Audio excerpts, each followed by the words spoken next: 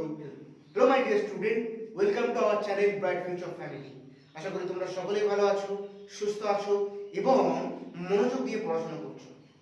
আজকের এই ভিডিওটি তোমরা যারা আর মাত্র কয়েকদিন পর এইচএস 4th সেমিস্টার পরীক্ষাটি দিতে যাবে, তোমাদের জন্য অত্যন্ত গুরুত্বপূর্ণ হতে চলেছে।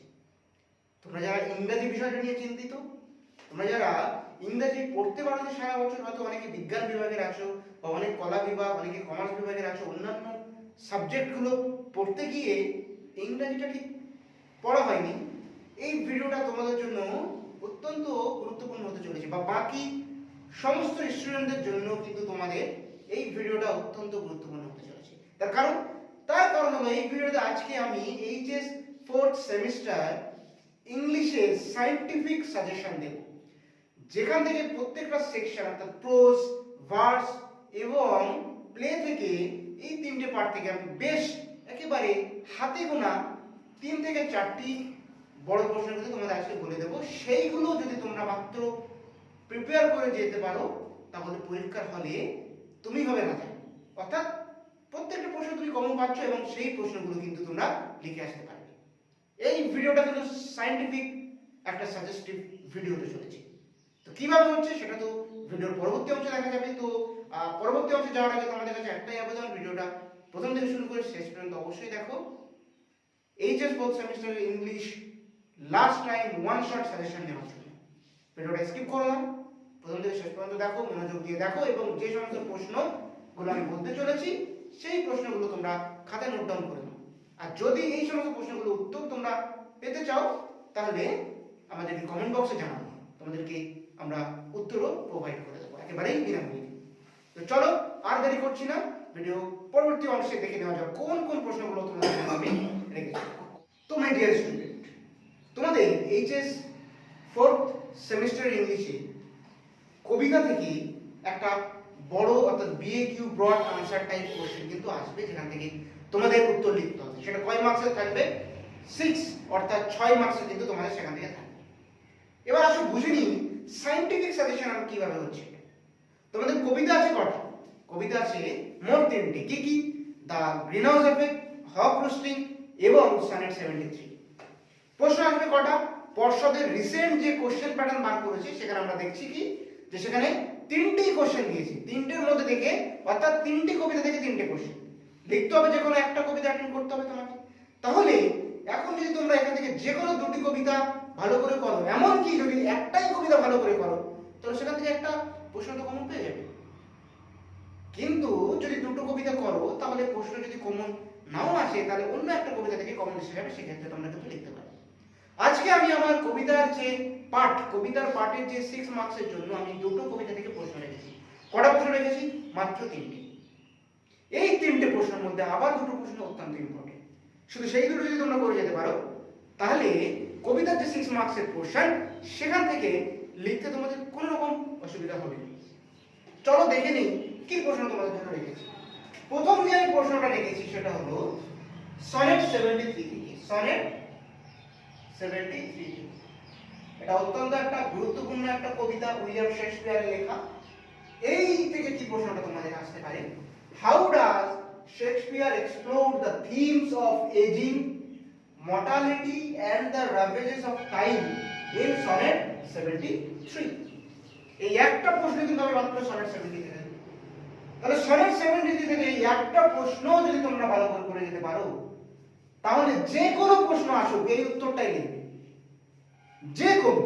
কেননা এখানে থিমস অফ এজিং আছে, থিমস অফ মর্টালিটি আছে, এমনকি র্যাভেজেস অফ টাইম, যেটা কিনা এই কবিতার মূল বিষয়বস্তু তো এটা, যে themes of ageing, mortality and ravages of time. তাহলে একটা প্রশ্ন যদি তোমরা এই সনেট 73 থেকে করতে পারো, তাহলে যে কোনো সনেট 73 থেকে যেই প্রশ্ন আসুক না কেন, এই উত্তরটা তোমরা যদি লেখো, তোমরা ফুল মার্কস পাবে। তাহলে এটা তোমাদের জন্য যাদের প্রিপারেশন একদমই নেই, তাহলে একটা প্রশ্নই তোমরা ভালোভাবে করে যাও, এখান থেকে আসবে, অবশ্যই আসবে। এই প্রশ্নটা তো দেবে, বা এই প্রশ্ন আসুক বা নাই আসুক, এই প্রশ্নের যা উত্তর হবে, যেই প্রশ্ন আসুক সেখানে সেই উত্তরটা কিন্তু তুমি লিখবে। সেকেন্ড যে কবিতাটা আমি লিখেছি সেটা হলো the green house effect. Green house effect থেকে কোন প্রশ্নটা অত্যন্ত ইম্পর্টেন্ট? অনেক টেস্ট পেপারে অনেক কোশ্চেন প্যাটার্নে পর্ষদের যে কোশ্চেন সেখান থেকেও আমি দেখেছি, পর্যালোচনা করেছি, একটাই প্রশ্ন বারবার করে উঠছে, এটা write a brief summary of the poem the green house effect, অথবা write the central idea of the poem. অর্থাৎ যে গ্রিন হাউস এফেক্ট যে সেন্ট্রাল আইডিয়া, মূল বিষয়বস্তু কবিতার, সেই প্রশ্নটা এটা তোমাদের জন্য ইম্পর্টেন্ট। তাহলে এটা দ্য গ্রিন হাউস এফেক্ট থেকে অত্যন্ত ইম্পর্টেন্ট একটা প্রশ্ন। তাহলে এখান থেকে যেহেতু তোমাদের একটা লিখতে হচ্ছে, একটা প্রশ্ন লিখতে হচ্ছে, তাহলে তোমরা যদি মনে করো আমরা একটা কবিতা করব, করতে পারো, কোনো সমস্যা নেই। তাহলে যদি সনেট 73 করো, প্রথম প্রশ্নটা ভালো করে করো। যদি মনে করো না সনেট 73টা আমার টাফ লাগছে, তাহলে তুমি দ্য গ্রিন হাউস এফেক্ট থেকে এই দুইয়ের থেকে প্রশ্নটা তুমি করো। 3 নাম্বার ব্যাকআপের জন্য আমি লিখেছি একটা প্রশ্ন, কি mention 3 major themes in Carl Dennis poem the green house effect. এই প্রশ্নের উত্তরও কিছুটা এর ভিতরে কিন্তু আছে। গ্রিন হাউস এফেক্টে কার্ল ডেনিস কিন্তু 3টে মেজর থিমস দিয়ে কবিতাটা বর্ণনা করেছিলেন। তো এই যে 3টে প্রশ্ন তোমরা একটাবার দেখে নাও।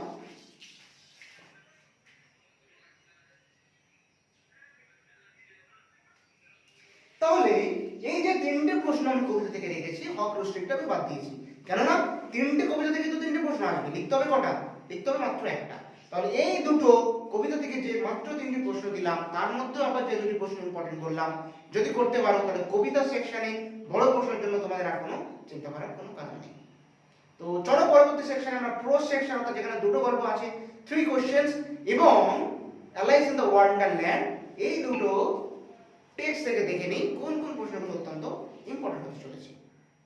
তোমার প্রিয় শিক্ষার্থী বন্ধুরা, এরপর আমি লিখে নিয়েছি প্রোজ সেকশন থেকে যে মোট তোমাদের দুটো প্রোজ আছে, Alice in Wonderland and 3 questions, সেখান থেকে দুটো টেক্সট থেকে কিন্তু দুটোই প্রশ্ন তোমাদের আসবে এবং লিখতে হবে কটা, অ্যাটেন্ড করতে হবে কটা, একটা। তো প্রথম চলো 3 কোশ্চেন থেকে কোন দুটি গুরুত্বপূর্ণ প্রশ্ন তোমাদের জন্য ইম্পর্টেন্ট দেখে নাও। প্রথম যে প্রশ্নটা আমি লিখেছি টপ মোস্ট ইম্পর্টেন্ট, পর্ষদের যে মডেল কোশ্চেন থেকে শুরু করে প্রত্যেকটা টেস্ট পেপারের প্রথম প্রিয়োরিটি যে প্রশ্নটা দেওয়া আছে সেটা হলো এই প্রথম প্রশ্নটা, কি what were the questions that had occurred to the Tsar, why did he need correct answers to those questions, what did he do when he was not satisfied with the answers of the learned man। অর্থাৎ কি যে 3টি প্রশ্ন কি ছিল, কেন jar 3টি প্রশ্নের সঠিক উত্তর খুঁজছিলেন এবং সে কেন যে গুণী মানুষজনরা এসেছিলেন তাদের দেওয়া উত্তরে খুশি হয়নি। তাহলে এই যে প্রশ্নটা তোমাদের বললাম, এই প্রশ্নটা তোমাদের জন্য মোস্ট ইম্পর্টেন্ট হতে চলেছে। এমনকি এইচএস 4th সেমিস্টার ইংলিশ প্রশ্নে গিয়ে তোমরা এই প্রশ্নটা অবশ্যই দেখতে পাবে।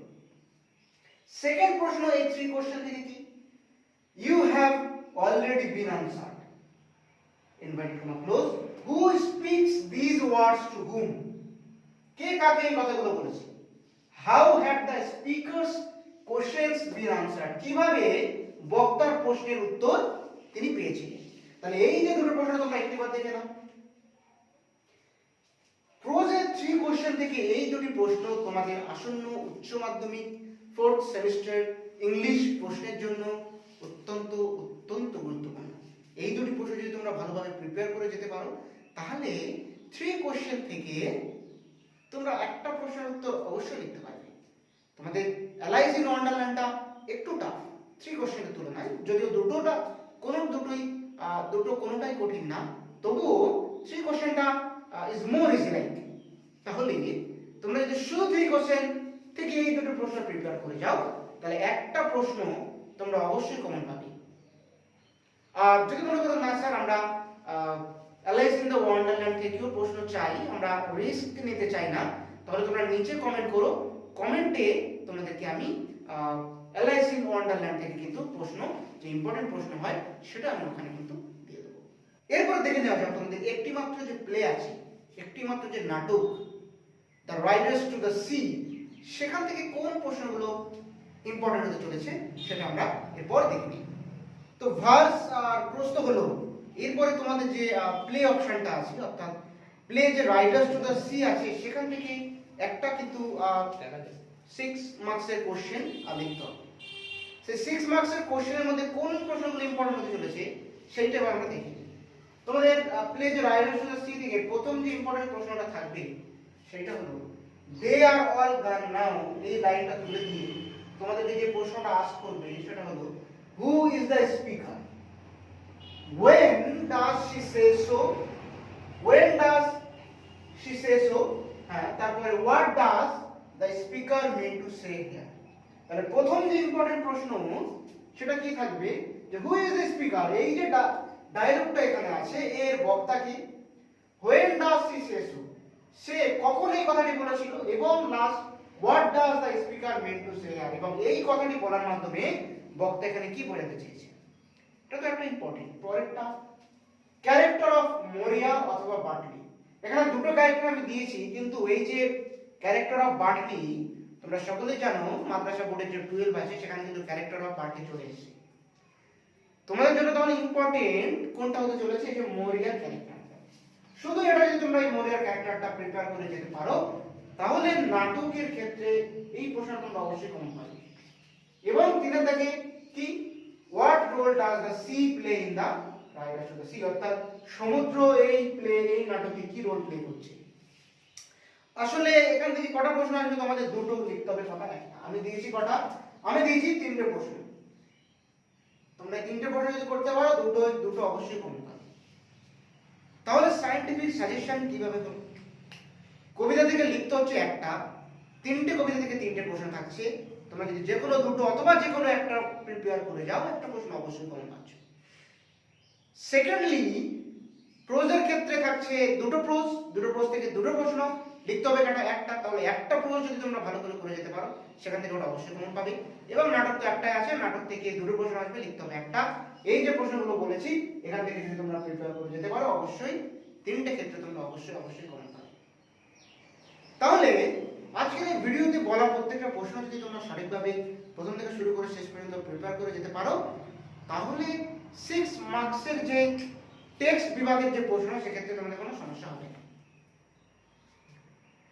তাহলে আশা করছি ভিডিওটা তোমাদের অত্যন্ত ভালো লেগেছে। যদি ভালো লেগে থাকে একটা লাইক অবশ্যই করবে। আর ভিডিও শেষ করার আগে আরো একটি ঘোষণা, পরবর্তীতে তোমাদের যে writing, email writing, blog writing এবং এসে রাইটিং এর সেকশন আছে সেটা নিয়েও ভিডিও বানাবো। তার জন্য চ্যানেলকে এখনই সাবস্ক্রাইব করে রাখো, সেই ভিডিওগুলো ছাড়লে তোমরা যাতে নোটিফিকেশন খুবই আগেই পেয়ে যাও। আর 2 মার্কসের প্রশ্ন যদি সাজেশন তোমরা চাও সেক্ষেত্রে তোমরা আমাদের নিচে কমেন্ট করে অবশ্যই জানাও, আমরা তাহলে সেই ভিডিও খুব শীঘ্রই বানিয়ে তোমাদের উদ্দেশ্যে কিন্তু ছাড়বো। তো আশা করছি ভিডিওটা ভালো লেগেছে। আর ভিডিও যদি ভালো লাগে থাকে একটা লাইক অবশ্যই করো, চ্যানেলটা সাবস্ক্রাইব করে পাশে থাকা বেল আইকন অবশ্যই প্রেস করে রেখো এরকম ভিডিও প্রতিনিয়ত পাওয়ার জন্য। তো আজকের ভিডিও পর্যন্ত, দেখা হচ্ছে পরবর্তী নতুন কোনো ভিডিও।